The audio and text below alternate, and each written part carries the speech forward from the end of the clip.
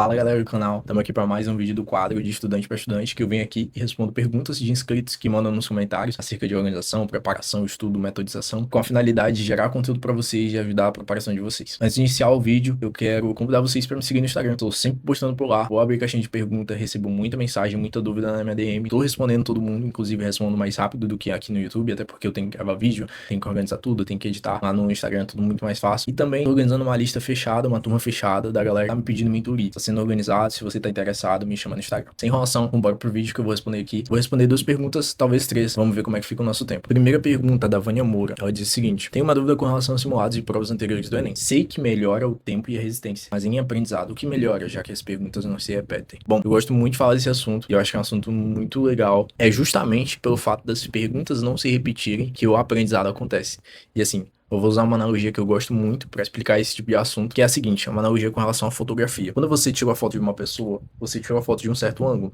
Se você usar outro ângulo, você vai ter uma foto totalmente diferente da mesma pessoa. E quando você tira várias fotos da mesma pessoa de diferentes ângulos, vai chegar um determinado momento que você vai ter quase que uma visão 3D dessa pessoa. E o mesmo acontece para qualquer assunto que cai no vestibular. Quando você está estudando um assunto, uma teoria, eu gosto muito de me referir a naturezas, porque naturezas ela tem uma teoria que realmente cai, uma teoria robusta, uma teoria sólida. Vamos supor que você está estudando eletrodinâmica. Quando você estuda a teoria, é como se você tivesse tirado uma foto de um ângulo daquele assunto e você soubesse aquele assunto. Mas não é só porque você estudou toda a teoria e lembra de toda a teoria que você vai acertar todas as questões. As questões elas servem para você ir ganhando repertório de questão, que é uma coisa que eu gosto muito de falar e é uma coisa que é muito importante você desenvolver. O que é esse repertório de questão? É basicamente você fazer diferentes questões acerca da mesma área, eletrodinâmica, entendeu? No caso, nosso exemplo. Então, quando você faz diferentes questões da mesma área, é como se você estivesse tirando fotos de diferentes ângulos da mesma pessoa. Então vai chegar um momento que você fez tanta questão, tanta questão, tanta questão daquele assunto, que você agora vai ter uma visão 3D daquele assunto. Ou seja, a partir desse momento, a probabilidade de você errar a próxima questão daquele assunto vai ser muito menor, porque a tua visão ela tá muito mais ampla acerca daquela matéria, acerca daquele assunto. Beleza? Então é basicamente isso. Espero que tenha ficado claro. Vamos para a próxima dúvida. O Eduardo Reis falou o seguinte: já que você claramente se esforçou mais do que muitos que têm cursos preparatórios, o que você acha sobre o uso do Instagram na preparação? Você usava ou não usava? Desinstalou? Gostaria de saber, porque infelizmente na vida moderna de hoje as informações e os meios de comunicação forçam nós a usarmos por conta de notícias e informações importantes também. Como você fazia para se manter informado caso não tinha usado? Resposta direta e rápida: não usei.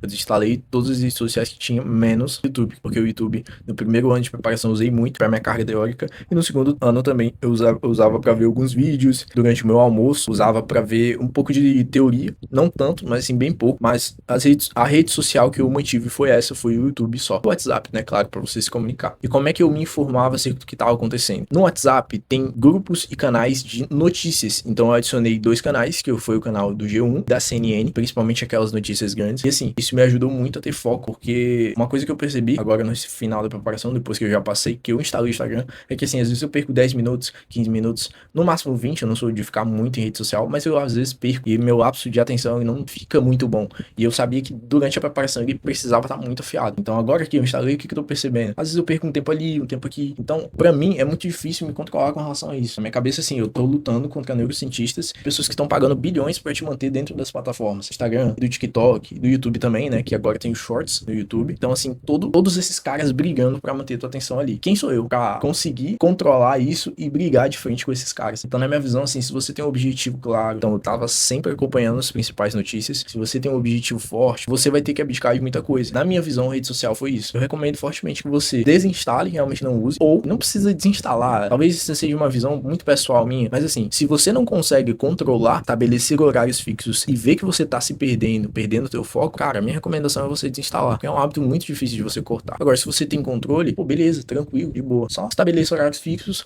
e pronto. Para responder mais uma pergunta, vamos lá. Ó, o Robert Silva falou o seguinte: Felipe, quando você estava iniciando do zero, você fazia simulados desde o início do ano, mesmo estando no início dos conteúdos, a galera recomenda, mas fico com receio por ainda estar com pouca bagagem. Então é o seguinte, teve um ano, né, que eu saí do 117 assists pro 151. Eu vou te falar o que mais ou menos eu fiz com relação a isso. Foi uma evolução muito boa. Foi uma evolução, assim, muito boa com relação a acertos, né? E sendo simples e direto, eu não fiz simulado no início do ano, porque eu sabia que eu mal tinha bagagem. No final, eu tinha feito menos de 120 questões. Eu realmente realmente não tinha bagagem, precisei iniciar tudo do zero, menos matemática, que já tinha uma base um pouco mais forte. Mas iniciei a teoria do zero. E assim, eu só fui me preocupar com o simulado do meio do ano em diante. Na verdade, assim, eu fazia um simulado, sei lá, a cada 3 semanas, 2 semanas. Por quê? O que que acontece? Quando você faz simulado, você tem que corrigir as questões que você errou e você tem que corrigir bem. Agora pensa comigo, se o cara acerta menos de 120, ele vai ter mais de o quê? Mais de 60 questões para corrigir. Então assim, você não corrige 60 questões em um dia, em 2, em 3. É muito difícil, você precisa de tempo para fazer isso. Então, o ideal é que quanto mais questões você erra, mais tempo você deixa